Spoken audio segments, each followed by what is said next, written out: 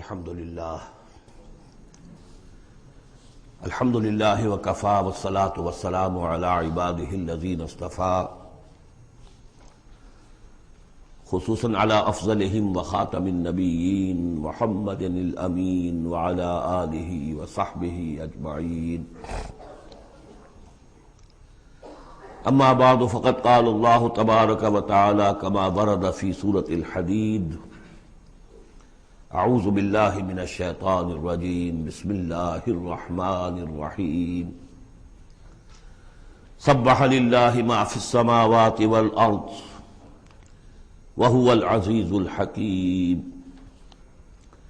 لہ ملک السماوات والارض یحیی ویمیت وهو علی کل شیء قدیر. هو الاول والآخر والظاہر والباطن وهو بكل شيء علیم. صدق اللہ العظیم. رب اشرح لي صدری ویسر لي امری واحلل عقدۃ من لسانی یفقہوا قولی. اللہم ربنا الہمنا رشدنا واعذنا من شرور انفسنا. اللہم ارنا الحق حقا وارزقنا اتباعہ وارنا الباطل باطلا وارزقنا اجتنابہ. اللہم وفقنا لما تحب وترضى وتقبل منا فإنك خیر المتقبلین. اللہم ارحمنا بالقرآن العظیم واجعلہ لنا اماما ونورا وہدى ورحمہ. اللہم ذکرنا منہ ما نسینا وعلمنا منہ ما جہلنا وارزقنا تلاوته آناء اللیل واطراف النہار واجعلہ لنا حجتا یا رب العالمین آمین. سورہ حدید سے قرآن حکیم میں جو مکی اور مدنی صورتوں کے 7 گروپ ہیں، ان میں سے چھٹے گروپ کی مدنی صورتوں کا آغاز ہو رہا ہے. یہ مقام اس اعتبار سے بہت اہم ہے کہ ایک تو یہ کہ پورے قرآن مجید میں تعداد کے اعتبار سے مدنی صورتوں کا یہ سب سے بڑا گلدستہ ہے. سورہ حدید سے شروع ہو کر جو 27ویں پارے کی آخری صورت ہے، پھر سورہ تحریم تک کہ جو 28ویں پارے کی آخری صورت ہے، یہ مسلسل صورتیں ہیں 10. اگرچہ حجم کے اعتبار سے یہ زیادہ نہیں ہے، 1.25 پارے سے بھی کم، لیکن صورتوں کی تعداد کے اعتبار سے یہ مدنی صورتوں کا سب سے بڑا گلدستہ ہے قرآن حکیم میں. اس لیے کہ ذہن میں تازہ کر لیجئے، پہلے سورہ بقرہ، آل عمران، سورہ نساء، سورہ مائدہ، اگرچہ 6.25 پارے لیکن صورتیں تو 4 ہی تھیں. پھر سورہ انفال، سورہ توبہ 2 صورتیں، پھر سورہ نور 1 صورت، پھر سورہ احزاب 1 صورت، پھر 3 صورتیں سورہ محمد صلی اللہ علیہ وسلم، سورہ فتح اور سورہ حجرات. یہ 10 صورتیں. دوسری نمایاں بات ان کی یہ ہے کہ ان میں سے 5 صورتیں وہ ہیں جن کا آغاز ہوتا ہے سبح للہ یا یسبح للہ کے الفاظ سے. تسبیح کرتی ہے اللہ کی ہر شے جو آسمانوں میں ہے اور ہر شے جو زمین میں ہے. اور یہ تسبیح کا ذکر فعل ماضی میں بھی ہے، فعل مضارع میں بھی ہے. اور فعل مضارع عربی زبان میں حال اور مستقبل دونوں کو کور کرتا ہے. تو گویا کہ زمان و مکان کا پورا احاطہ ہو گیا کہ جو کچھ آسمانوں میں ہے اور جو کچھ زمین میں ہے وہ اللہ کی تسبیح بیان کر رہا ہے، ہمیشہ سے اب بھی کر رہا ہے اور ہمیشہ کرے گا. ان صورتوں کا ایک خصوصی پھر نام ہے، ان میں سے المسبحات، وہ صورتیں کہ جو تسبیح باری تعالیٰ کے ذکر سے شروع ہوتی ہیں. اس میں شامل کرتے ہیں بعض لوگ سورۃ الاعلیٰ کو بھی، سبح اسم ربک الاعلیٰ، لیکن وہاں وہ حکم کی صورت میں ہے. یہ مسبحات جو ہیں اس گروپ میں ان کی خصوصی شان ہے. تیسری بات جو کہ مضامین کے اعتبار سے ہے، بلکہ زمانہ نزول کے اعتبار سے پہلے سمجھ لیجئے. پہلی بات میں نے عرض کی کہ قرآن حکیم میں مدنی صورتوں کا تعداد سور کے لحاظ سے سب سے بڑا گلدستہ. ان میں سے 5 مسبحات. تیسری بات یہ کہ ان سب کا باستثناء واحد زمانہ نزول جو ہے وہ حضور صلی اللہ علیہ وسلم کا جو مدنی دور ہے سیرت مبارکہ کا، اس کا نصف آخر ہے، یعنی سن 5 کے بعد نازل ہوئی ہے، سوائے ایک صورت کے، تو آ جائے گی سامنے۔ باقی جو 9 صورتیں ہیں یہ سب کی سب بات کی ہے۔ اس سے جو متعلق بنتی ہے بات وہ یہ ہے کہ اس زمانے میں مسلمانوں میں جوش جہاد، ذوق شہادت، جذبہ انفاق، بحیثیت مجموعی اس میں کچھ کمی آ گئی تھی۔ یہ کمی میں پہلے بھی اشارہ کر چکا ہوں کہ معاذ اللہ اس اعتبار سے نہیں ہوئی کہ سابقون الاولون کے ذوق میں اور شوق میں اور جذبے میں کمی آ گئی، لیکن چونکہ تعداد بڑھی مسلمانوں کی اور اب اکثریت ان لوگوں کی تھی کہ جو ایمان لائے ہیں ہجرت کے بعد، ان کی اس طرح کی تربیت تو نہیں ہوئی جیسے کہ مکے والوں کی ہوئی تھی 12 برس تک۔ اس اعتبار سے اوسط جب نکالیں گے تو اوسط کے اعتبار سے یقیناً ادھر کچھ اب اضمحلال کے آثار تھے۔ یہ آیت سورہ انفال میں بھی آ چکی ہے، الآن فیکم ضعف، اب تمہارے اندر کچھ کمزوری آ گئی ہے۔ پہلے تم ایک مومن 10 کافروں پر بھاری ہو سکتا تھا، اب ہم ایک کے مقابلے میں 2 پر فتح دیں گے۔ یہ بات سورہ انفال میں آ چکی ہے، لیکن یہاں خاص طور پر نوٹ کیجئے کہ ان تمام صورتوں کے پس منظر میں وہ اضمحلال ہے۔ نتیجہ یہ ہے کہ ان تمام صورتوں میں مسلمانوں کو جیسے کہ جھنجھوڑا جا رہا ہے، تمہیں کیا ہو گیا؟ سورہ صف میں آپ دیکھیں گے، یا ایھا الذین آمنوا لم تقولون ما لا تفعلون، کیا ہو گیا تمہیں؟ کیوں کہتے ہو جو کرتے نہیں ہو؟ اسی سورہ حدید میں آئے گا، وما لکم لا تؤمنون باللہ، تمہیں کیا ہو گیا؟ اللہ پر ایمان پختہ کیوں نہیں رکھتے؟ وما لکم الا تنفقوا فی سبیل اللہ، تمہیں کیا ہو گیا ہے؟ اللہ کے راہ میں خرچ کیوں نہیں کرتے؟ اسی طرح سورہ جمعہ میں وَإِذَا رَأَوْا تِجَارَةً أَوْ لَهْوًا انفضوا إِلَيْهَا وَتَرَكُوكَ قَائِمًا، تو گرفت کا پہلو ہے، پکڑ کا، اور جھنجھوڑا جا رہا ہے۔ اس میں یقیناً روح سخن منافقین کی طرف بھی ہے، لیکن بحیثیت مجموع ان صورتوں میں جو اصل خطاب ہے وہ منافقین سے نہیں ہے۔ منافقین کے موضوع پر ایک مکمل صورت بھی ہے، اور سورہ حدید میں بھی اس مرض کا جو ہے اس کی پیتھولوجی پورے طور سے بیان کی گئی، یہ مرض پیدا کیسے ہوتا ہے۔ لیکن یہ ہے کہ عام طور پر جو روح سخن ہے وہ ضعفاء کی طرف ہے، کمزور مسلمان، منافق نہیں، یعنی جن کا ایمان اتنا قوی نہیں ہے کہ ہر چہ باد آباد۔ اور یہ میں آپ سے عرض کر چکا ہوں، یہ فرق تو شروع سے بھی تھا۔ السابقون الاولون من المہاجرین والانصار والذین اتبعوہم بإحسان رضی اللہ عنہم ورضوا عنہ، اس درجے کے لوگوں میں بھی سب کے سب ایک جیسے تو نہیں تھے، وہ درجات تو بلند ترین ہے، رضی اللہ عنہم ورضوا عنہ، تو فرق تو تھا۔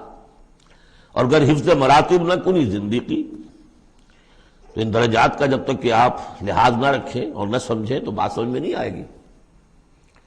اس پہلو سے یہاں اصل خطاب جو منافقین سے نہیں ہے، یعنی یہ سورہ نساء اور سورہ توبہ اس کا جو رنگ ہے اس میں اصل خطاب منافقین سے ہے، یہاں وہ بات نہیں ہے، ضعفاء، کمزور۔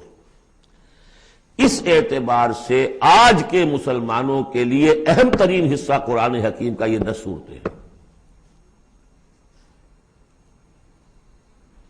آج کا ایک مسلمان ان 10 صورتوں کو سمجھ لے جو گویا پورے قرآن کا خلاصہ اس کو مل جائے گا۔ ایک تو اس اعتبار سے بھی کہ جیسے میں نے عرض کیا نفاق کا مضمون آیا سورہ نساء میں، سورہ مائدہ میں، سورہ توبہ میں، اور بھی صورتوں میں آیا، سورہ قتال سے شروع ہو گیا۔ لیکن یہ کہ ایک چھوٹی سی صورت ہے 11 آیتوں کی اس مجموعے میں، سورۃ المنافقون، وہ خلاصہ ہے اس پوری بحث کا۔ ایمان کی بحث تو مکی صورتوں میں، 2/3 قرآن مکی صورتوں پہ مشتمل ہے۔ اب اس میں التذکیر میں آلاء اللہ جو ہے وہ نکال دیجئے تو ساری بحث ایمان ہی کی تو ہے، توحید کی، آخرت کی، معاد کی، باس بعد الموت کی، رسالت کی۔ اتنی لمبی چوڑی بحث کو سورہ تغابن 18 آیات پر مشتمل ایک سورت ہے. واقعہ یہ ہے کہ خلاصہ نکال دیا گیا، اتر کشید کر کے رکھ دیا گیا.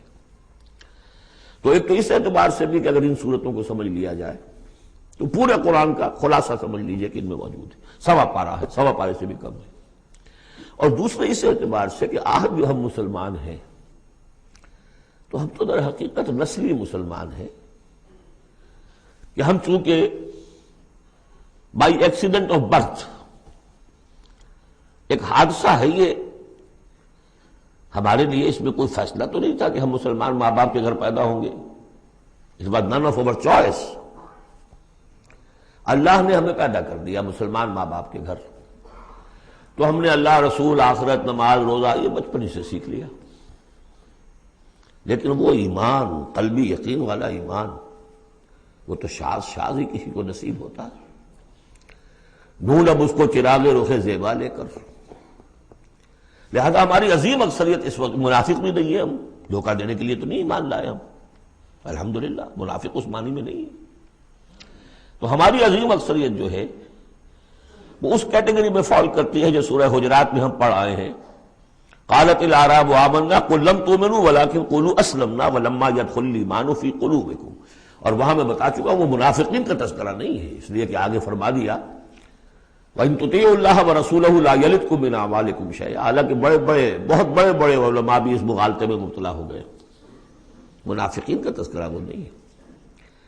وہ مسلمان کے جو مسلمان ہیں بس ہیں مسلمان، چاہے اس وجہ سے ہے کہ پورا قبیلہ اسلام لا رہا تھا تو چلو بھائی اب چلو ہم بھی ایمان لے آئے، اور چاہے اس وجہ سے کہ ہم مسلمان ماں باپ کے گھر پیدا ہو گئے، کوئی ڈفرنس نہیں ہے. لیکن نیت میں بھی کوئی دھوکہ دینا نہیں ہے. اس وقت بھی کچھ لوگ تھے جو دھوکہ دینے کے لیے ایمان لائے تھے، وہ منافق تھے. لیکن وہ لوگ کہ جن کے دل میں نہ تو مثبت طور پر خلوص والا ایمان تھا اور نہ ہی کوئی منفی طور پر کوئی نفاق تھا، وہ تھے بین. ہماری اکثریت انہیں پر مشتمل ہے. لہذا ہمارے اعتبار سے یہ قرآن حکیم کا جامع ترین اہم ترین حصہ ہے. اور یہی وجہ ہے کہ جس میں نے مطالعہ قرآن حکیم کے منتخب نصاب کا بار بار حوالہ دیا ہے، اس گروپ میں سے اس کی کئی صورتیں پوری شامل ہیں. اس کا جو چھٹا حصہ ہے وہ صرف سورہ حدید پر مشتمل ہے جو ابھی ہم شروع کریں گے. باقی سورہ جمعہ، سورہ صف، سورہ منافقون، سورہ تغابن، پھر سورہ تحریم کا، یہ ساری چیزیں یہ ہماری یعنی تقریباً 5 غالباً صورتیں ان 10 میں سے ہمارے اس منتخب نصاب میں شامل ہیں. ان مسبحات میں سے بھی سورہ حدید جو ہے اس کو کہیے کہ ام المسبحات، اہم ترین صورت، بلند ترین صورت. اور میں تحدیثاً للنعمہ عرض کر رہا ہوں کہ بارہا میں نے یہ کہا ہے کہ اللہ کا بہت بڑا فضل و کرم مجھ پر ہوا ہے کہ میں یہ بھی کہہ سکتا ہوں کہ اللہ نے یہ صورت مجھے عطا فرمائی ہے. اس پر میرا غور و فکر، سوچ بچار 50s سے شروع ہو چکا تھا، آج سے 40 سال سے بھی پہلے. اور اللہ تعالیٰ نے مجھے انشراح دیا اس صورت کے بارے میں اور اس کے حوالے سے. اب اس کے دروس میرے 15 گھنٹے پر بھی ہیں، اس کے بھی کیسٹس ہیں، ان کے بھی ویڈیوز ہیں. ظاہر بات ہے کہ مجھے اس وقت 1 گھنٹے میں اس کو مکمل کرنا ہے. اس میں جو مباحث ہیں عظیم، ان میں سے تو ایک چاہتا ہے کہ عظیم لیکچر اس پر ہو. بہرحال آج جتنا کچھ بھی ہو سکے گا ہوگا. باقی اس سے اگر آپ میں شوق پیدا ہو جائے تو ایک تو یہ کہ 6 گھنٹے کے شاید ہے یا 5 گھنٹے کے کیسٹ بھی ہیں اس کے، اور یہ کہ 15 گھنٹے کے کیسٹ بھی ہیں اور ویڈیوز بھی ہیں غالباً اس کے. بہرحال چلیے بس اس کی تمجید کافی، اس سے زیادہ وقت ہم صرف نہیں کر سکتے. سبح للہ ما فی السماوات والارض، تسبیح کرتی ہے اللہ کی ہر وہ شے جو آسمان میں ہے اور زمین میں ہے. وہو العزیز الحکیم، اور وہ زبردست ہے، کمال حکمت والا. آگے چل کر دیکھیے گا کہ اس میں پھر اضافہ ہوگا، سبح للہ ما فی السماوات وما فی الارض، اور ایمفیسس. پھر آئے گا یسبح للہ ما فی السماوات والارض، پھر آئے گا یسبح للہ ما فی السماوات وما فی الارض. تو یہ مضمون جو ہے ان صورتوں کا بہت اہم ہے. یہ تسبیح سے مراد کیا ہے ایک تسبیح تو وہ ہے کہ جو ہماری سمجھ میں آتی ہے، میں نے پہلے بھی عرض کیا تھا کہ تصویر کوئی ہو تو وہ مصور کے کمال فن یا اناڑی پن کا گویا کہ اپنے زبان سے اظہار کر رہی ہے۔ آپ دیکھتے ہی کہتے ہیں کسی اناڑی کی بنائی ہوئی تصویر ہے، یا آپ کہنے صاحب کسی بڑے ماہر فن مصور نے بنایا۔ گویا کہ تصویر اپنے مصور کے کمال فن یا اس کی عدم مہارت پر دلالت کر رہی ہے۔ اگر کمال فن پر کر رہی ہے تو گویا کہ زبان حال سے وہ تصویر اپنے مصور کی تعریف کر رہی ہے۔ اس معنی میں کائنات کا ذرہ ذرہ اپنے وجود سے گواہی دے رہا ہے، میرا پیدا کرنے والا، میرا صانع، میرا خالق، میرا باری، میرا مصور ہر عیب سے پاک ہے، ہر نقص سے پاک ہے، ایک ہستی کامل ہے، اس کے علم میں، اس کی قدرت میں، اس کی حکمت میں کہیں کوئی کمی نہیں۔ یہ تسبیح حالی ہے، زبان حال سے۔ اور جیسے کہ سورہ بنی اسرائیل میں ہم دیکھ آئے ہیں، یہ بھی ہو سکتا ہے کہ اللہ نے ہر ایک شے کو زبان دی ہو۔ سورہ حامیم سجدہ میں بھی الفاظ آئے، ہمارے ہاتھ پاؤں کہیں گے الیوم انطقنا اللہ الذی انطق کل شیء، آج ہمیں اس اللہ نے زبان دے دی، اس نے ہر شے کو زبان دی ہے، تو ہر شے کی بھی زبان ہو سکتی ہے۔ اور سورہ بنی اسرائیل میں تھا وَإِن مِّن شَيْءٍ إِلَّا يُسَبِّحُ بِحَمْدِهِ وَلَٰكِن لَّا تَفْقَهُونَ تَسْبِيحَهُمْ، تو زبان حال والی تسبیح تو ہماری سمجھ میں آ رہی ہے، ہو سکتا ہے اور معلوم ہوتا ہے کہ ہے ایک کوئی دوسرا پہلو بھی جو ہماری سمجھ سے بالا تر ہے۔ وَهُوَ الْعَزِيزُ الْحَكِيمُ، یہ دو اسماء اللہ تعالیٰ کے بار بار آئے ہیں، بہت مرتبہ آئے ہیں، اور ان صورتوں میں خاص طور پر آپ دیکھیں گے بہت تکرار ہوگی ان کی۔ اس کی وجہ کیا ہے کہ ایک تو یہ کہ یہ دو اسماء جو ہیں اس اعتبار سے ان کا جوڑا جو ہے معنوی اعتبار سے بہت اہم ہے۔ العزیز وہ ہستی کہ جس کا اختیار مطلق ہے، لیکن ہمارا تصور یہ ہے کہ جہاں اختیار زیادہ آ جاتا ہے کرپشن آ جاتی ہے۔ چنانچہ پولیٹیکل سائنس کا تو ایکسیم ہے، یہ فارمولا ہے، authority tends to corrupt and absolute authority corrupts absolutely۔ لہذا ساری جو کوشش ہوتی ہے، دستور بنایا جاتا ہے چیکس اینڈ بیلنسز، جہاں اختیار ہے وہاں پہ کوئی چیکس اینڈ بیلنسز بھی ہونے چاہیے۔ اللہ پر کوئی چیک اینڈ بیلنس ہو ہی نہیں سکتا، کس کا ہوگا؟ تو وہ اختیار مطلق العزیز، اس کو بیلنس جو شے کر رہی وہ الحکیم بھی ہے، اس کی حکمت بھی کامل ہے، اس کا کوئی فعل، اس کا کوئی فیصلہ، اس کا کوئی عمل حکمت سے خالی نہیں۔ یہ دونوں گویا کہ ایک دوسرے کے ساتھ ہے، العزیز الحکیم۔ لہو ملک السماوات والارض، کیونکہ اس سورہ مبارکہ میں خاص طور پر دین، ایک دین کی حیثیت سے کہ جس میں ایک نظام، پورا نظام زندگی آئے اور حکومت بھی اس کے اندر شامل ہو، اللہ کی حکومت، لہذا یہ شانیں جو ہے خاص طور پر نمایاں کی جائیں گی۔ لہو ملک السماوات والارض، اس کے لیے ہے آسمانوں اور زمین کی بادشاہی۔ یحیی و یمیت، وہی زندہ رکھتا ہے، وہی مارتا ہے۔ وَهُوَ عَلَىٰ كُلِّ شَيْءٍ قَدِيرٌ، وہ ہر چیز پر قادر ہے۔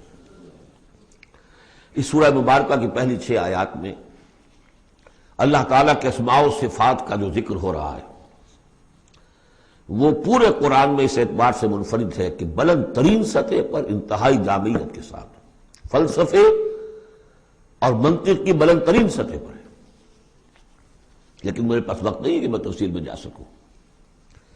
تیسری آیت اس کی وہ ہے جس کے بارے میں نے آپ کو پہلے سنایا تھا، امام راضی کا قول کہ آ کر کھڑے ہو گئے اس مقام پر جیسے کہ خوف زدہ ہو انسان، دہشت زدہ۔ هو الاول والآخر والظاہر والباطن وهو بكل شيء علیم، وہی اول ہے، وہی آخر ہے، وہی ظاہر ہے، وہی باطن ہے۔ کیا سمجھے اس کو؟ وہی وہ ہے، پھر یہ کیا ہے؟ غالب کا بڑا پیارا شعر ہے، جبکہ تجھ بن نہیں کوئی موجود، پھر یہ ہنگامہ ہے خدا کیا ہے؟ وہی اول، وہی آخر، وہی ظاہر، وہی باطن۔ یہ ہے وہ مقام جس پر کہ آ کر کھڑے ہو گئے امام راضی، اعلم ان ھذا المقام مقام غامض مہیب عمیق، خبردار، ہوشیار کہ رہبر دم تیغست قدم رہا، ہوشیار ہو جاؤ، تلوار کی دھار پر قدم آ گیا ہے تمہارا۔ یہ ہے وہ مسئلہ کہ جس کو ہمارے بعض صوفیہ وحدت الوجود سے تعبیر کرتے ہیں، لیکن یہ فلسفے کا مشکل ترین مسئلہ ہے۔ وحدت وجود کی ایک تعبیر وہ بھی ہے جو کفر ہے، شرک ہے، اما وسط، جس کے کفر اور شرک ہونے میں کسی کو اختلاف نہیں، لیکن یہ کہ یہ عام لوگوں کی سمجھ میں آنے والی بات ہے نہیں۔ میں نے امکانی حد تک سمجھایا ہے اور مجھے اطمینان ہے، اور مجھے اس کی سند حاصل ہوئی تھی پروفیسر یوسف سلیم چشتی صاحب سے۔ ایک مرتبہ انہوں نے میرا اسی صورت کا درس سنا، انہوں نے کہا کہ بھائی مجھے 50 سال ہو گئے اس وحدت وجود کو پڑھتے پڑھاتے سمجھتے سمجھاتے، لیکن تم نے اپنے ایک اس درس قرآن میں جس طرح اس کو واضح کیا میں آج تک نہیں کر سکا۔ یہ الفاظ تھے پروفیسر یوسف سلیم چشتی صاحب کے۔ بہرحال اب اس میں یوں سمجھ دیجئے، یہ کائنات حادث ہے، ہم جانتے ہیں کہ حادث ہے، ہمیشہ سے تو نہیں ہے۔ پہلے کون تھا؟ اللہ تھا۔ تو کائنات کا آغاز کہاں سے ہوا؟ اللہ سے۔ پھر ہم پڑھائے ہیں کل من علیہا فان ویبقی وجہ ربک ذو الجلال والاکرام، ایک وقت آئے گا کچھ نہیں رہے گا، وجہ ربک ذو الجلال والاکرام رہ جائے گا۔ تو آخر کون ہوا؟ اللہ۔ اب یہ اول و آخر کے مابین جو ہے، اس کا ظاہر بھی وہ ہے، باطن بھی وہ ہے۔ یہ بہت مشکل مسئلہ ہے، لیکن یہ کہ اس کو ایک حدیث نے عام لوگوں کے لیے آسان کر دیا ہے۔ حضور یہ دعا کرتے تھے، اے اللہ انت الاول فلیس قبلک شیء، تو وہ پہلا ہے کہ جس سے پہلے کوئی شے نہیں تھی، وانت الآخر فلیس بعدک شیء، تو وہ آخر ہے کہ تیرے بعد کچھ نہیں، وانت الظاہر فلیس فوقک شیء، تو اس سے اوپر کوئی شے نہیں، وانت الباطن فلیس دونک شیء۔ بہرحال اس کو اسی حد تک اس وقت رکھیے، جن کو زیادہ شوق ہو جائے وہ پھر میرے وہ تفصیلی کیسٹس کی طرف رجوع کریں۔ هو الاول والآخر والظاہر والباطن وهو بكل شيء علیم، وہ ہر چیز کا علم رکھتا ہے۔ اب تو واضح ہو گیا ہے ہی وہ۔ اس سے پہلے ہم پڑھا تھے نحن اقرب الیہ من حبل الورید، تو اس حوالے سے تو یہ دو صفات اللہ کی خاص طور پر آپ دیکھیں گے قرآن میں، علی کل شیء قدیر بکل شیء علیم، دو چیزیں آئیں گی خاص طور پر، ہر چیز کا علم رکھنے والا، ہر چیز پر قادر۔ هو الذی خلق السماوات والارض فی ستۃ ایام، وہی ہے جس نے بنائے آسمان اور زمین 6 دنوں میں، ثم استوى علی العرش، پھر متمکن ہوا تخت حکومت پر، عرش پر۔ یعلم ما یلج فی الارض، یہ پہلے بھی آیت آ چکی ہے سورہ فاطر میں غالباً یا سورہ سبا میں۔ وہ جانتا ہے جو کچھ کے داخل ہوتا ہے زمین میں، وما یخرج منہا، جو کچھ نکلتا ہے اس سے، وما ینزل من السماء، اور جو کچھ اترتا ہے آسمان سے، وما یعرج فیہا، اور جو چڑھتا ہے اس میں، وہو معکم، ویسے پانی بھی اترتا ہے، بخارات بھی چڑھتے ہیں، فرشتے اترتے ہیں احکام خداوندی لے کر، اور پھر وہ چڑھتے ہیں، یا تو انسانوں کی جانیں لے کر بھی چڑھ رہے ہوتے ہیں، یا یہ کہ جو بھی یہاں پر ہو رہا ہے اس کی رپورٹس لے کر چڑھتے ہیں۔ زمین کے اندر پانی جذب ہوتا ہے، بیج داخل ہوتا ہے، نکلتا ہے پودا، ان تمام چیزوں کا احاطہ کیا۔ وَهُوَ مَعَكُمْ أَيْنَمَا كُنْتُمْ، تم جہاں کہیں بھی ہوتے ہو وہ تمہارے ساتھ ہوتا ہے۔ وَاللَّهُ بِمَا تَعْمَلُونَ بَصِيرٌ، اللہ تعالیٰ جو کچھ تم کر رہے ہو اسے دیکھ رہا ہے، خود چشمدید گواہ ہے۔ پھر دیکھیے لَهُ مُلْكُ السَّمَاوَاتِ وَالْأَرْضِ، توحید کا یہ تقاضا کہ بادشاہی اسی کی ہو، ایک عقیدے کی توحید ہے بس، یہ کہ بادشاہی اسی کی ہو، لَهُ مُلْكُ السَّمَاوَاتِ، آسمان اور زمین کی بادشاہی اسی کی ہے۔ وَإِلَى اللَّهِ تُرْجَعُ الْأُمُورُ، تمام معاملات اسی کی طرف لوٹا دیے جائیں گے۔ یولج اللیل فی النہار ویولج النہار فی اللیل، وہ پرو لاتا ہے رات کو دن میں اور پرو لاتا ہے دن کو رات میں، یہ مضمون بھی کئی مرتبہ آ چکا ہے۔ وَهُوَ عَلِيمٌ بِذَاتِ الصُّدُورِ، علم کو دیکھیے کتنی مرتبہ دہرایا ہے، بِكُلِّ شَيْءٍ عَلِيمٌ، يَعْلَمُ مَا يَلِجُ فِي الْأَرْضِ وَمَا يَخْرُجُ مِنْهَا وَمَا يَنزِلُ مِنَ السَّمَاءِ وَمَا يَعْرُجُ فِيهَا اور یہاں ہوا علیم بذات الصدور، سینوں کے اندر جو کچھ ہے اس کو بھی جانتا ہے۔ یہ 6 آیات ہیں، یہ پہلا حصہ ہے سورۃ مبارکہ کا، اور یہ شاندار تمہید بنی۔ آگاہ ہو جاؤ کس کا کلام پڑھ رہے ہو، کس سے ہم کلام ہو، ہوشدار کہ رہ بردب تیغست قدم را۔ اب دیکھیے 2 آیتوں میں اللہ تعالی کے، بلکہ ایک آیت میں جو تقاضا ہے، یہ تو اللہ ہے، ایسا ہے، اسی کی بادشاہی ہے، وہ سب جانتا ہے، وہ ہر چیز پر قدیر ہے، یہ سب کیا ہے؟ نیریٹو ہے، اور یہ ہے توحید فی العقیدہ۔ اس کا تقاضا کیا ہے؟ آمنوا باللہ ورسولہ وانفقوا مما جعلکم مستخلفین فیہ فالذین آمنوا منکم وانفقوا لہم اجر کبیر۔ 2 لفظوں میں تقاضا آیا، ایمان لاؤ اللہ پر اور اس کے رسول پر، اور خرچ کر دو ان سب میں سے جس میں اس نے تمہیں خلافت عطا کی ہے۔ سب سے پہلی خلافت تمہیں عطا کی اس جسم میں، اسے اللہ کے لیے لگاؤ۔ ذہانت، فطانت، طلاقت لسانی، جو دیا، پیسہ دیا ہے، مال دیا، اولاد دیا، سب کو اللہ کی راہ میں لگاؤ۔ یہ نفق کا لفظ پیسے کے خرچ کے لیے بھی آتا ہے، جان کے خرچ کے لیے بھی آتا ہے۔ نفقت الدراہم، پیسے ختم ہو گئے، نفق الفرس، گھوڑا مر گیا، تو نفق کا لفظ دونوں کے لیے آتا ہے۔ تو انفقوا مما جعلکم مستخلفین فی، جس چیز میں تمہیں استخلاف عطا کیا ہے لگاؤ، خرچ کرو، صرف کر دو۔ یہ 2 تقاضے ہیں۔ اصل میں یوں سمجھیے کہ جو سورہ حجرات میں 2 تقاضے آئے تھے، آمنوا باللہ ورسولہ، سورہ حجرات میں آئے تھے انما المؤمنون الذین آمنوا باللہ ورسولہ ثم لم یرتابوا وجاہدوا باموالہم وانفسہم فی سبیل اللہ۔ حقیقی مومن تو صرف وہ ہے جو ایمان لائے اللہ پر، اس کے رسول پر، پھر شک میں بالکل نہیں پڑے، اور انہوں نے جہاد کیا اللہ کی راہ میں اور کھپا دیے جان بھی اور مال بھی، وہی سچے ہیں۔ یہاں پر 2 ہیں، ان میں دونوں میں ایک سے تو مشترک ہو گئی، آمنوا باللہ ورسولہ، ایمان لاؤ اللہ پر اس کے رسول پر جیسے کہ ایمان کا حق ہے، وانفقوا، اور خرچ کر دو، انفاق مال، انفاق نفس، بذل نفس، دونوں چیزیں آ جائیں گی۔ مما جعلکم مستخلفین فیہ، اب اگر یہ 2 کام کر دو تو تمہارے وارے نیارے ہیں، تم کامیاب ہو۔ فالذین آمنوا منکم وانفقوا لہم اجر کبیر، تو جو تم میں سے یہ 2 تقاضے پورے کر دیں، ایمان لائیں جیسے کہ ایمان کا حق ہے، یقین والا ایمان، اور انفاق کر دیں، خرچ کر دیں، لگا دیں، کھپا دیں، اپنے آپ کو بھی اور اپنی تمام جو بھی کچھ اپنی ملکیت ہے، جو ساز و سامان ہے، لہم اجر کبیر۔ اب دیکھیے نظم، دیکھیے اب 2 آیتوں میں وہ ڈانٹ کا، ڈپٹ کا، زجر کا معاملہ ہو رہا ہے۔ وَمَا لَكُمْ لَا تُؤْمِنُونَ بِاللَّهِ، تمہیں کیا ہو گیا ہے، کیوں نہیں ایمان رکھتے اللہ پر؟ وَالرَّسُولُ يَدْعُوكُمْ لِتُؤْمِنُوا بِرَبِّكُمْ، جبکہ ہمارے رسول محمد صلی اللہ علیہ وسلم تمہیں دعوت دے رہے ہیں، وہ ابھی موجود ہیں تمہارے مابین، تمہیں کیا ہو گیا؟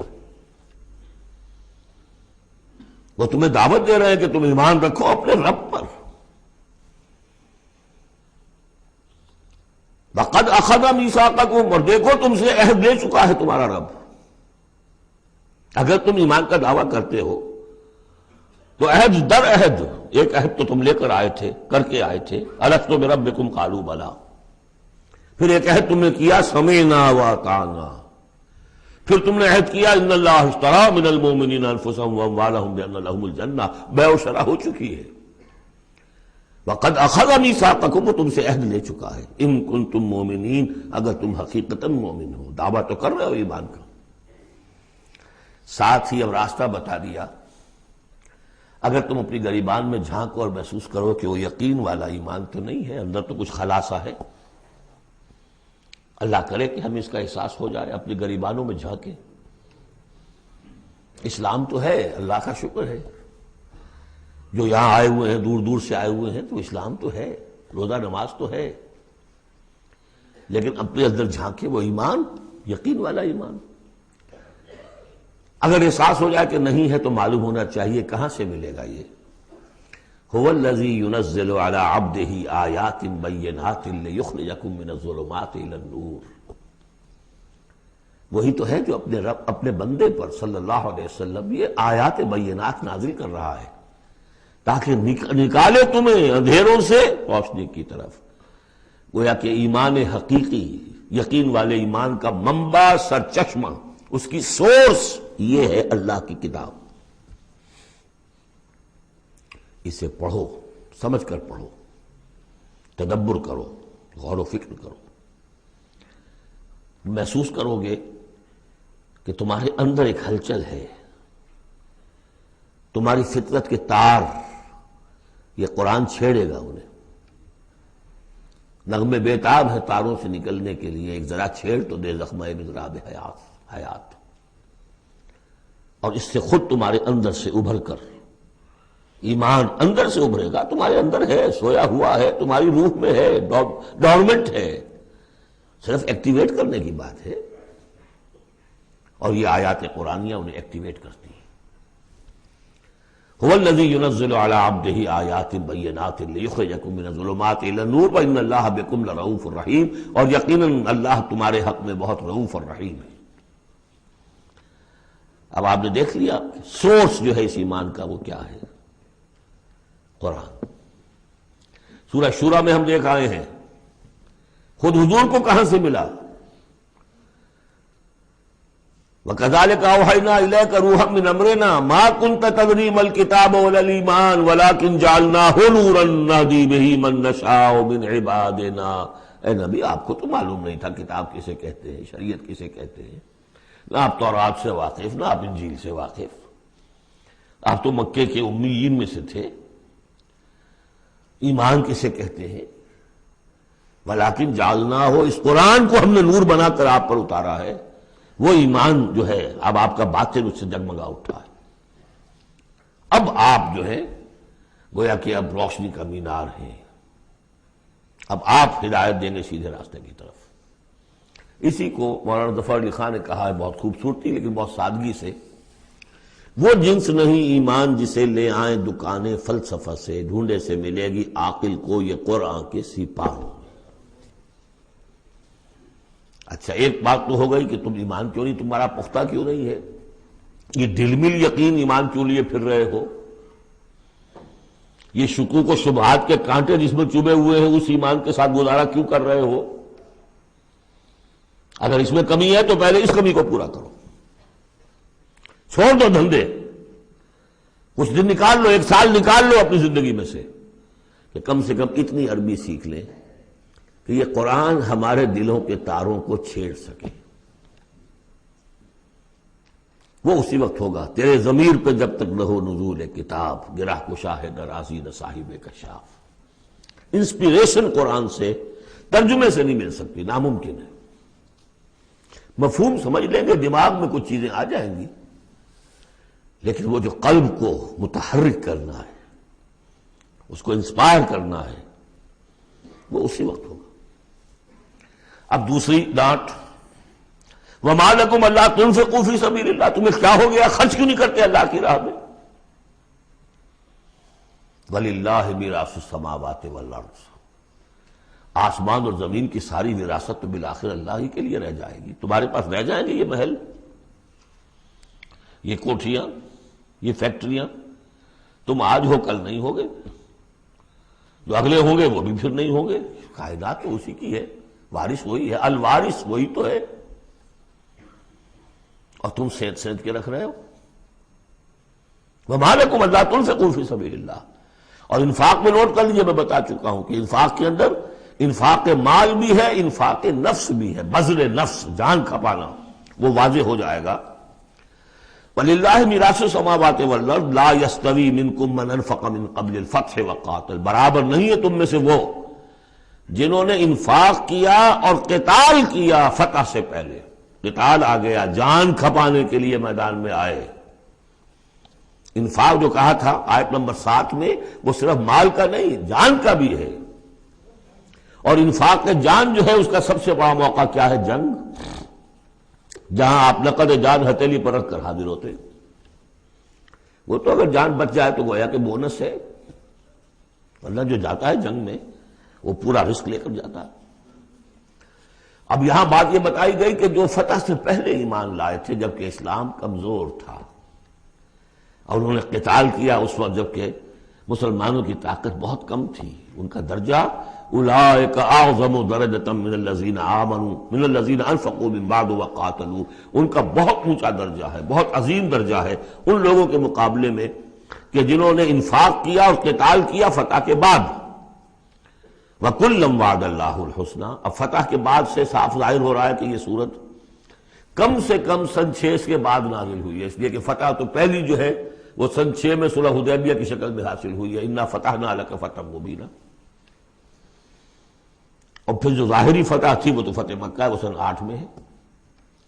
یہاں فرمایا جا رہا ہے جن لوگوں نے قتال کیا انفاق کیا فتح سے پہلے ان کا درجہ بہت بلند ہے ان سے جنہوں نے انفاق کیا اور قتال کیا بعد میں. اگرچہ کُلًّا وَعَدَ اللَّهُ الْحُسْنَى، سب سے اللہ کا وعدہ ہے بہت اچھا. وَاللَّهُ بِمَا تَعْمَلُونَ خَبِيرٌ، اور جو کچھ تم کر رہے ہو اللہ اس سے باخبر ہے. اب آئی پکار، اس کو اب کھلے دل سے بیدار دل سے سنیے. میرا خالق آپ کا خالق، میرا مالک آپ کا مالک، اس کائنات کا مالک. من ذا الذی یقرض اللہ قرضا حسنا، کون ہے وہ جو اللہ کو قرض حسنا دے؟ ہے ہمت دینے کی؟ من ذا الذی یقرض اللہ قرضا حسنا فیضاعفہ لہ، اللہ اس کے لیے اسے دگنا بھی کرتا رہے گا. وَلَهُ أَجْرٌ عَظِيمٌ، اور ان کے لیے بہت بڑا اجر بھی ہوگا. لگاؤ اپنی مال اللہ کے راہ میں لگاؤ اور کھپاؤ، اپنی جانیں اللہ کی راہ میں لگاؤ اور کھپاؤ.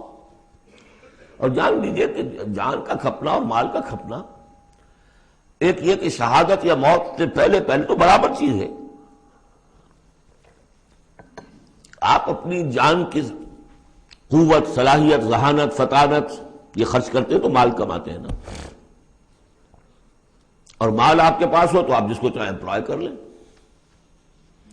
ذہانت، صلاحیت، فطانت سب آپ خرید سکتے ہیں پیسے سے. تو اگر کسی نے وقت لگایا ہے تو مال لگایا ہے. ٹائم از منی. اپنی جان کما رہا ہے تو وہ مال لگا رہا ہے، اس لیے کہ اسی جان کو کما کر وہ مال کما سکتا تھا. اس لیے انفاق جان، انفاق ہے مال، یہ ایک شے. یوم تری المومنین، اب جو نقشہ کھینچا جا رہا ہے یہ ہے وہ نقشہ جس کو ہمارے ہاں کہا جاتا ہے پل صراط. کوئی ایسا مرحلہ آنا ہے جہاں کفار کا تو معاملہ علیحدہ ہو چکا، کوئی بڑی چھلنی لگی تھی، کفار تو نکل چکے، اب جو دنیا میں مسلمان سمجھے جاتے تھے وہ آگے آئے ہیں. آپ کو معلوم ہے جہاں کرشرز لگے ہوتے ہیں، پتھروں کو توڑ کے بجری بناتے ہیں تو اس میں مختلف سوراخوں کی وہ چھلنیاں لگی ہوتی ہیں. پہلے 1 انچ سے زیادہ کا پتھر جو ہے وہ علیحدہ ہو جائے گا، پھر ½ انچ والا علیحدہ ہو جائے گا، پھر 1/4 انچ والا علیحدہ ہو جائے گا، وغیرہ وغیرہ. تو وہاں پر بھی کوئی مستقل کوئی چھلنیاں، ایک چھلنی لگ چکی، کافر تو گئے، اب رہ گئے مسلمان. ان میں ذرا چھانٹی کرنی ہے کہ ان میں صاحب ایمان کون ہے اور منافق کون ہے. اس کے لیے پل صراط کوئی جگہ ہے جہاں سے گزرنا ہوگا. گھپ اندھیرا ہوگا اور اس کے نیچے ہوگی جہنم. گھپ اندھیرا. اور جن کے پاس ایمان تھا دنیا میں انہیں روشنی مل جائے گی، یہاں ان کے قلب سے روشنی نکل رہی ہوگی. اعمال صالحہ کیے تھے داہنے ہاتھ سے تو یہاں پہ ان کا نور ہوگا، وہ اپنی اس روشنی میں راستہ پار کر کے جنت میں پہنچ جائے گی. اور جن کے پاس یہ روشنی نہیں تھی، چاہے وہ مسلمانوں میں شریک تھے، چاہے مسلمانوں کے قائد ہوں، بہت بڑے قائد ہوں، لیکن اگر وہ نور ایمان سے محروم تھے اور اعمال صالحہ کی کوئی پونجی نہیں تھی، انہیں روشنی نہیں ملے گی. وہ ٹھوکریں کھاتے ہوئے گریں گے اور جہنم میں جائیں گے. یہ ہے نقشہ. یہ نقشہ یہاں پر تفصیل سے کھینچا گیا ہے. پھر دوبارہ آخری جو سورت ہے سورہ تحریم، اس میں پھر اس کا تذکرہ آئے گا. یوم تری المؤمنین والمؤمنات یسعی نورہم بین ایدیہم وبایمانہم، جس دن کہ تم دیکھو گے مومن مردوں اور مومن عورتوں کو کہ ان کا نور دوڑتا ہوا ہوگا ان کے سامنے اور داہنی طرف، سامنے نور ایمان اور داہنی طرف نور اعمال صالحہ۔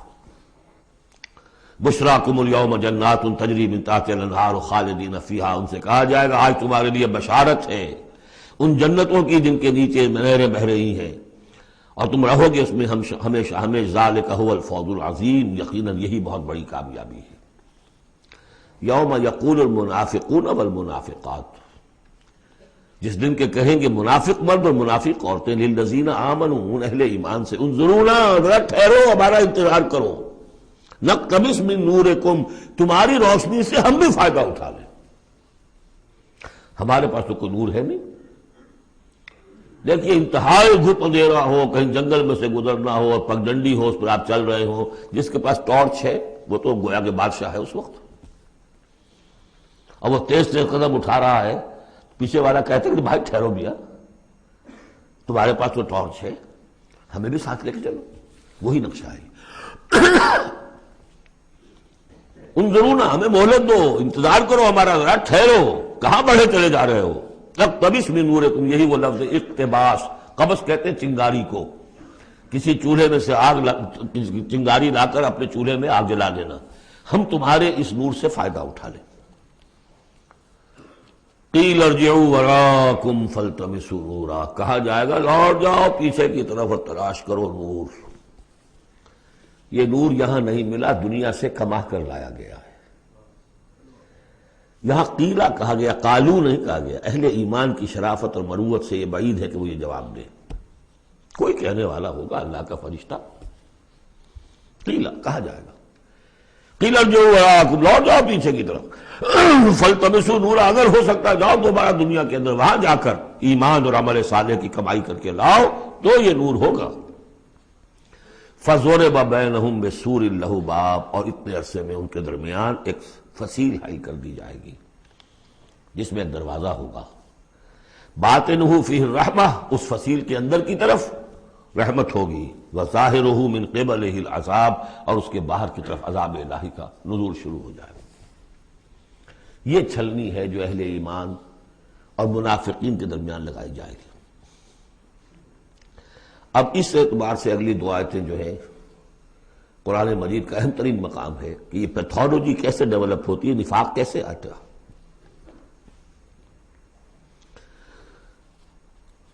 ینادونہم الم نکن معکم، وہ منافق کہیں گے اے مسلمانوں کیا ہم تمہارے ساتھ نہ تھے؟ تمہارے ساتھ مسجد نبوی میں ہم نمازیں پڑھتے تھے، عیدیں پڑھتے تھے، ہم تمہارے ساتھ تھے۔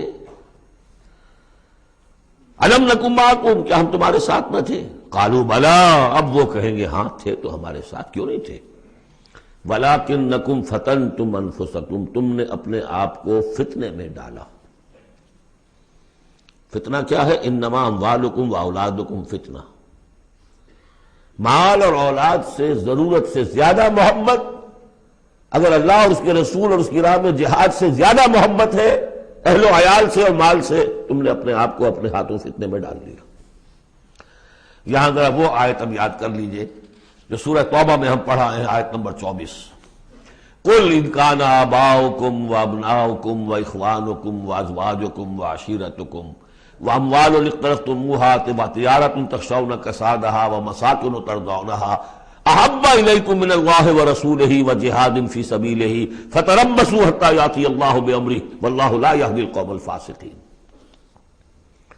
اے نبی ان سے کہہ دیجئے کہ اگر تمہیں اپنے باپ اور بیٹے اور بھائی اور بیویاں اور رشتہ دار اور وہ مال جو بڑی محنت سے جمع کیے ہیں، وہ تجارت جس کی کساد کا تمہیں اندیشہ رہتا ہے، اور وہ حویلیاں اور محل جو تمہیں بڑے محبوب ہیں، اگر ان 8 چیزوں کی محبت زیادہ ہے تمہارے دل میں اللہ اور اس کے رسول اور اس کی راہ میں جہاد کی محبت سے، تو جاؤ دفع ہو جاؤ، انتظار کرو یہاں تک کہ اللہ اپنا فیصلہ سنا دے۔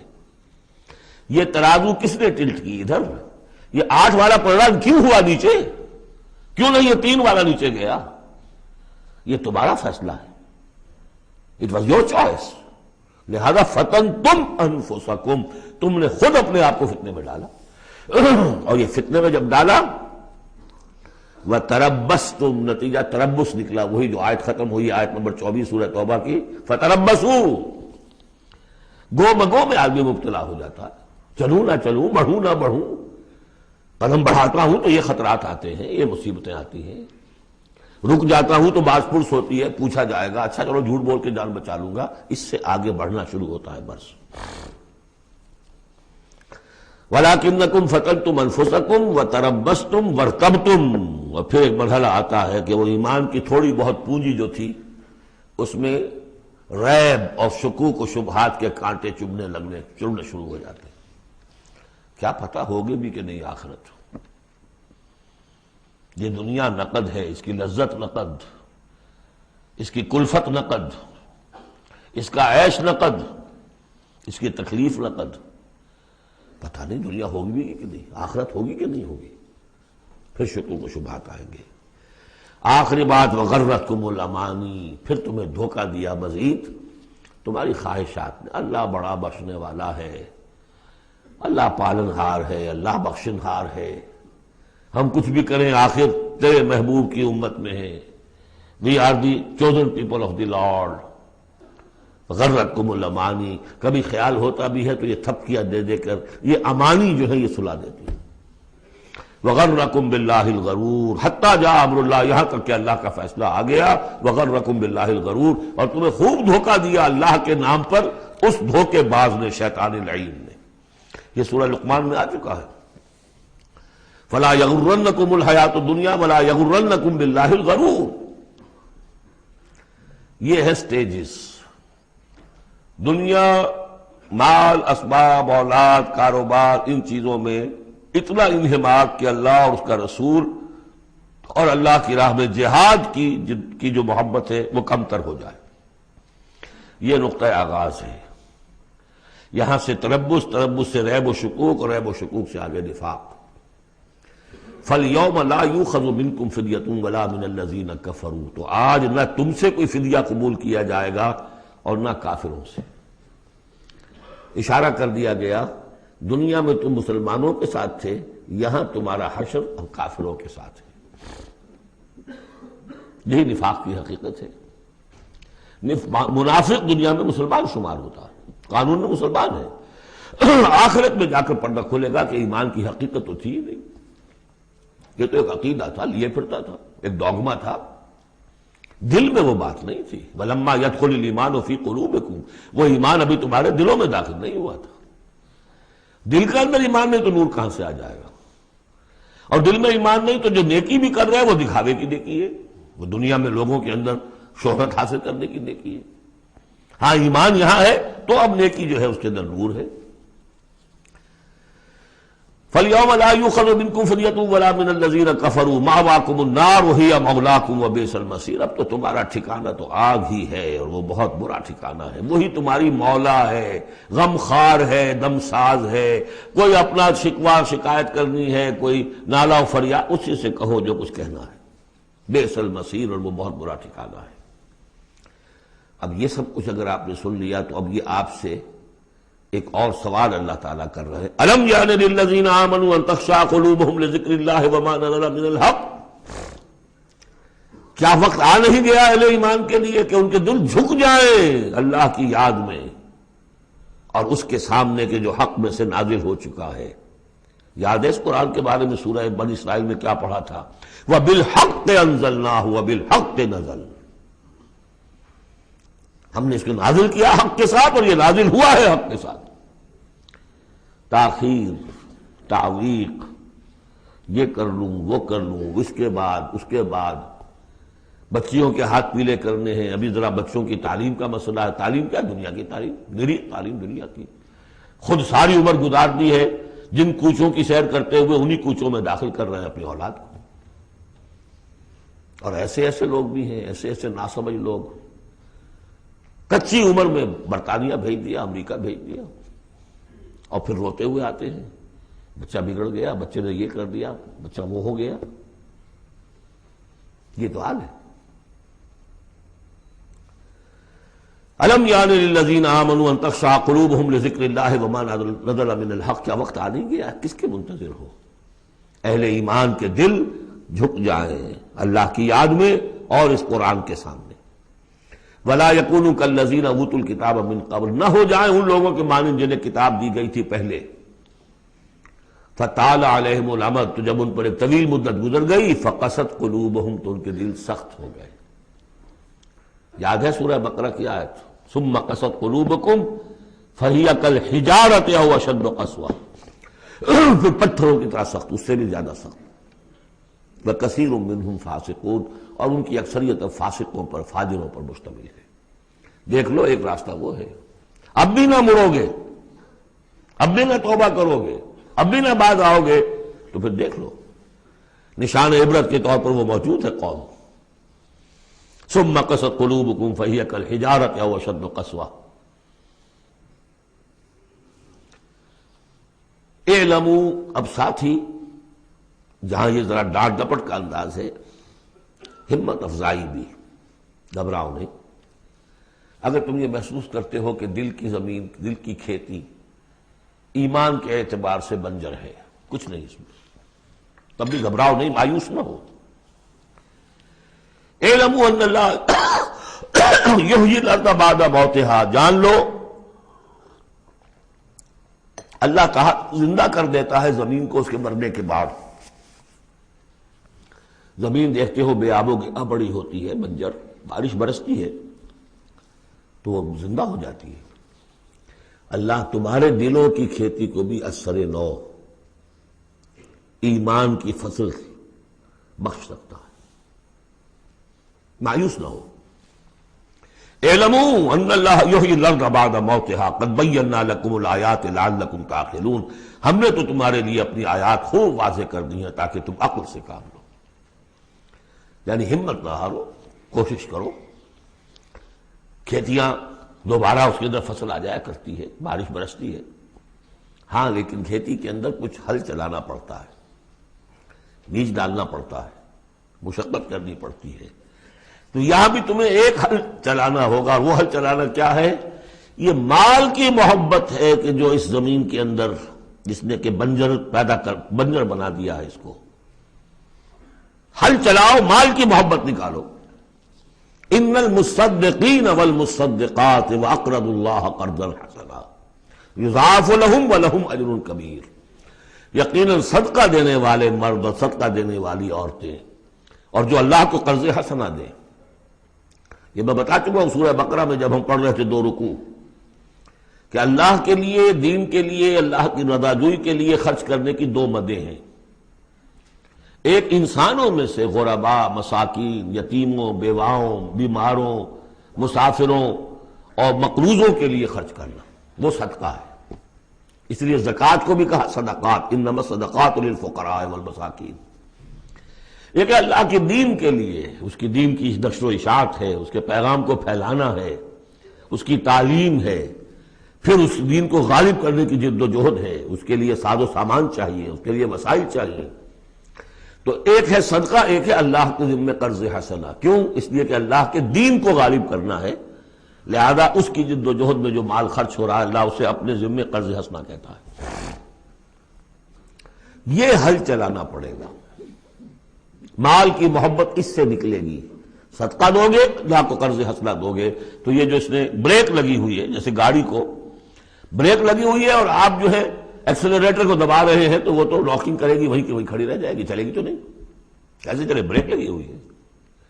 اس بریک کو کھولو پہلے، اور وہ بریک کیا ہے؟ مال کی محبت. اس کا علاج کیا ہے؟ انفاق. ان المصدقین والمصدقات واقرضوا اللہ قرضا حسنا یضاعف لهم ولهم اجر کریم والذین آمنوا باللہ ورسلہ اولئک هم الصدیقون والشہداء عند ربہم. اب آخری مرتبہ یہ صدیقیت اور شہادت کا بھی مضمون ہمارے ہاں پھر آ گیا. اگر یہ بریک کھل گیا، اب گاڑی کو چلاؤ، گاڑی چلے گی. لیکن اب مختلف طبائع کی مناسبت سے اگر تو تمہارا مزاج صدیقین والا ہے، صدیقیت کے مرتبے کو پہنچ جاؤ گے. اگر مزاج شہادت والا ہے، شہداء کے مقام کو حاصل کر لو گے. اولئک مع الذین انعم اللہ علیہم من النبیین والصدیقین والشہداء والصالحین.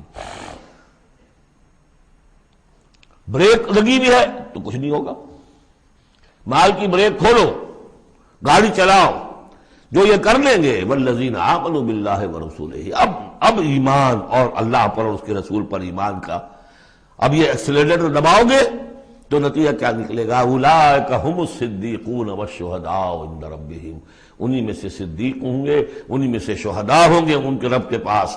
لہم اجرہم ونورہم. ان کے لیے ہوں گے ان کا اجر اور ان کا نور. اجر بھی ملے گا، نور بھی ملے گا. نور وہ جو آخرت میں ملنا ہے، میدان حشر میں ملنا ہے، پل صراط پر گزرنے کے لیے ملنا ہے. اور اجر وہ ہے جو جنت میں داخل ہو کر ملے گا. لہم اجرہم ونورہم والذین کفروا وکذبوا بآیاتنا اولئک اصحاب الجحیم. اور جن لوگوں نے کفر کیا اور ہماری آیات کو جھٹلایا یہ لوگ ہیں جہنمی. اعلموا انما الحیاۃ الدنیا لعب ولہو وزینۃ وتفاخر بینکم وتکاثر فی الاموال والاولاد. اب جو چیز بریک تھی اس کو سمجھ لو. بریک کی حقیقت کیا ہے؟ دنیا کی محبت. جان لو کہ یہ دنیا کی محبت کیا ہے اس کے سوا کہ کچھ عرصہ کھیل کود میں گزرتا ہے. لعب، بچپن میں اور کسی چیز سے کوئی دلچسپی نہیں ہوتی. باپ کا کاروبار ٹھیک چل رہا ہے کہ نہیں چل رہا ہے، بچوں کو اس سے کیا غرض؟ اسے تو اپنا کھیل کود کرنا ہے. لہو، ذرا سا ٹین ایج آئی تو اب کھیل معصوم کھیل نہیں رہتا، اس میں کچھ سینشول گریٹیفیکیشن شروع ہو جاتی ہے. لہو. اور اسی وقت جو ہے زینت، بناؤ سنگھار بہت ہوتا ہے. بہت اس ایج میں مردوں کو بھی خیال ہوتا ہے ٹھیک ٹھاک لباس ہو، پورا جو ہے ہمارے فیشن کے مطابق ہو. Very sensitive. اس کے بعد ذرا عمر بڑھتی ہے، تفاخر بینکم. اب فخر، نسل پر فخر، مال پر فخر، دولت پر فخر. اور فخر میں بڑھ جانا، جیسا کہ ہمارے ہاں پٹھانوں میں خاص طور پر ہے کہ اب وہاں جو دوسرا سردار ہے وہاں پر وہ نئی کار لے آیا ہے، اب یہ کیسے رہ جائے گا؟ اسے بھی لانا چاہے اپنی زمین بیچے، کچھ کرے، اس سے اگلے ماڈل کی کار لا کے کھڑے نہیں کرے گا تو پھر جینا بیکار ہو گیا. تفاخر بینکم. لیکن جب ذرا زندگی ذرا اور ڈھلی، تکاثر فی الاموال والاولاد، کثرت سے مال اور اولاد. اس کے بعد یہ ہے، ایک سٹیج پر تو یہ ہوتا ہے کہ مونچھ نیچی نہ ہو چاہے سب کچھ چلا جائے، اور اگلی سٹیج پر یہ ہوتا ہے کہ مونچھ نیچی کیا، شیو بھی ہو جائے تو کوئی بات نہیں، مال آنا چاہیے. یہ عجیب آیت ہے. انسانی زندگی کے یہ نفسیاتی مراحل ہیں. بہت کم لوگوں نے سمجھا اس آیت کو. اس کا ہر دور میں کوئی ایک شے ہوتی ہے جو انسان کے اس ذہن پر اور نفسیاتی اعتبار سے اس کے نزدیک بڑی اہمیت کی حامل ہوتی ہے. بچپن میں کھیل کود، ذرا اس سے بڑا ٹین ایجرز، اس میں لہو وزینۃ. اس سے اوپر آئے تفاخر، اس سے اوپر آئے اب یہ ہے کہ بڑا ریئلسٹک ہو جاتا ہے آدمی. چھوڑو میاں ان باتوں کو، پیسے کی فکر کرو، رکھو، اس کو سنبھالو. تکاثر فی الاموال والاولاد کا مسئلہ غیث. میں نے بارہا کہا یہ ایک لائف سائیکل ہے، ہیومن لائف سائیکل. وہی لائف سائیکل آپ کو ملتی ہے باٹنی میں، نباتات میں. کا مسئلہ غیث، جیسے کہ بارش برستی ہے. اعجب الکفار نباتہ، تو جو کسان ہوتے ہیں اس سے جو روئیدگی کھیتی اپجتی ہے اس کو بڑی اچھی لگتی ہے. ثم یہیج، پھر وہ کھیتی اپنی پوری قوت پر آتی ہے. فتراہ مصفرا، پھر دیکھتے ہو وہ زرد ہو جاتی ہے. ثم یکون حطاما، پھر کھیتی کٹ جاتی ہے اور چورا چورا کہیں جو ہے وہ توڑی کے ٹکڑے پڑے رہ جاتے ہیں. اسی طرح بچہ پیدا ہوتا ہے، بڑی خوشیاں ہیں، جشن بن رہا ہے. پھر وہ بچہ جوان ہوا ہے، ثم یہی جو اپنی پوری قوت کو پہنچ گیا ہے. فتراہ مصفرا، پھر بالوں میں بھی سفیدی آ گئی، پھر چہرے پر جھریاں آ رہی ہیں. ثم یکون حطاما، پھر مرے اور گڑھے میں دفن ہوئے اور مٹی میں مل کر مٹی ہو گئے. لیکن ایک زندگی آخرت کی ہے جس کے لیے کوئی اس طرح کا اینڈ نہیں ہے. وفی الآخرۃ عذاب شدید ومغفرۃ من اللہ ورضوان، اور آخرت میں ہے بہت بڑی سزا اور مغفرت اللہ تعالیٰ کی طرف سے اور یا رضوان ہے. وَإِنَّهَا لَجَنَّةٌ أَبَدًا أَوْ لَنَارٌ أَبَدًا، وَمَا الْحَيَاةُ الدُّنْيَا إِلَّا مَتَاعُ الْغُرُورِ، اور جان لو کہ دنیا کی یہ زندگی تو سوائے دھوکے کے ساز و سامان کی اور کچھ نہیں ہے۔ یہ تمہیں اپنے اندر گم کیے رکھتی ہے، بھلائے رکھتی ہے، نہ اللہ یاد نہ آخرت یاد، اسی میں مگن، اسی میں گم۔ کافر کی یہ پہچان کہ آفاق میں گم ہے، اور مومن کی یہ پہچان کہ گم اس میں ہے آفاق۔ بارک اللہ لی ولکم فی القرآن العظیم ونفعنی وإیاکم بالآیات والذکر الحکیم۔